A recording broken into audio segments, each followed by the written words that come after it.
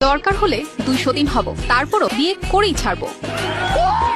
বিষয়টা এমনই দাঁড়িয়েছে ঝিনাইদহের সাগান্না গ্রামে। দুইজন তরুণী হাজির হয়েছেন এক প্রেমিকের বাড়িতে। তাদের দাবি বিয়ে করতেই হবে। এতদিন সবাই শুনে অভ্যস্ত ছিল প্রেমের দাবিতে, বিয়ের দাবিতে প্রেমিকের বাড়িতে অনশন। তবে এবার কি ঘটল? একই ছেলেকে বিয়ের জন্য অনশন।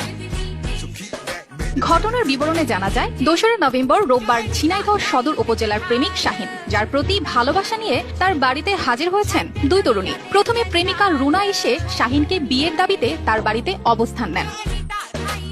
এরপর আবির্ভাব ঘটে দ্বিতীয় প্রার্থী সাদিয়ার। জানান 2 মাস ধরে শাহিনের সঙ্গে সম্পর্ক তার, তাই তিনিও বিয়ের দাবি নিয়ে শাহিনের বাড়িতে এসেছেন।